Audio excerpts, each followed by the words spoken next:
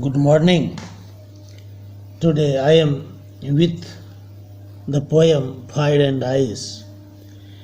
This poem has been composed by Robert Frost in the year 1923. The poem goes like this. Some say the world will end in fire, some say in ice. From what I have tasted of desire, I hold with those who favor fire. This was the first stanza of the poem. In the first stanza, the poet talks about two different beliefs regarding end of the world.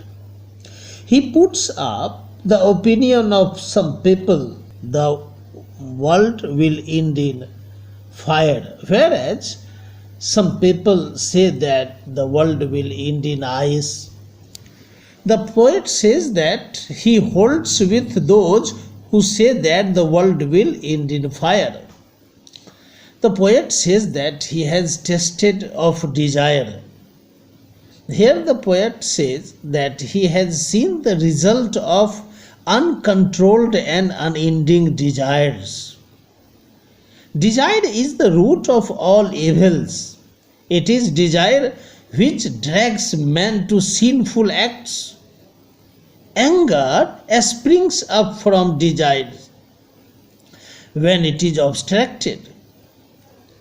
This way, the poet finds human desires same as fire in its nature. Fire will consume any amount of fuel that may be thrown into it, and yet it will not be satiated. In the same way, desire is insatiable by nature, and so it has the capacity to destroy the whole world. On the other hand, the second belief tells that the world will end in ice. In the second stanza, it has been reflected very well when the poet says, "But if it had to perish twice," perish means die or destroy. But if it had to perish twice, I think I know enough of hate to say that for destruction ice is also great and would suffice. The poet has compared ice with hate. He means to say that hate and cruelty have great destructive power. Such negative forces can take a hold in human beings in case of lack of love.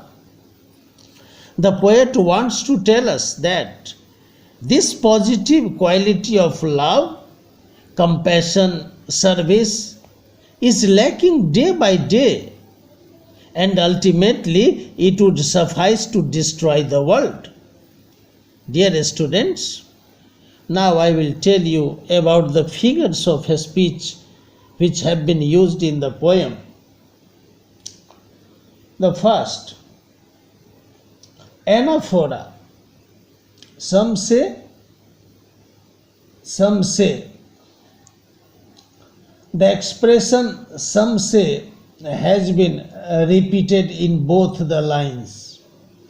When this kind of repetition is made, anaphora is used. Anaphora, it is a figure of speech.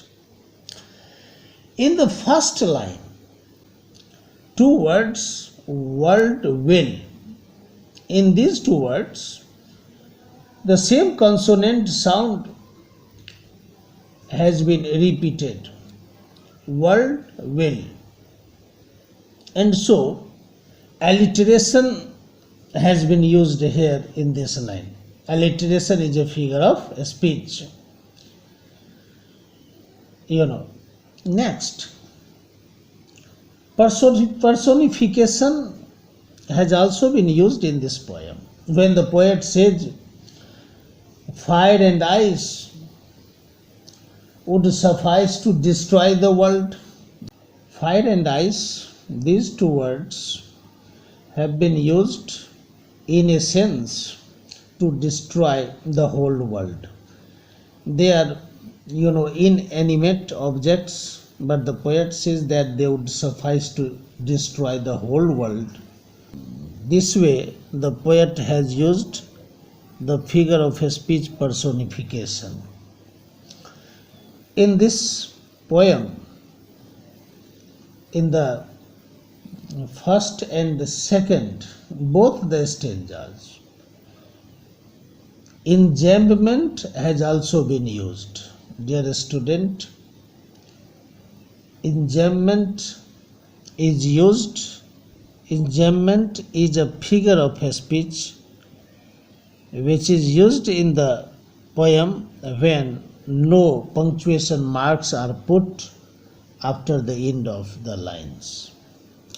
And this way, this poem, completes. Dear students, some questions under thinking about poem have been given. You have to answer them. Dear student, there is no rhyming scheme in the poem. It is a free verse. Thank you very much.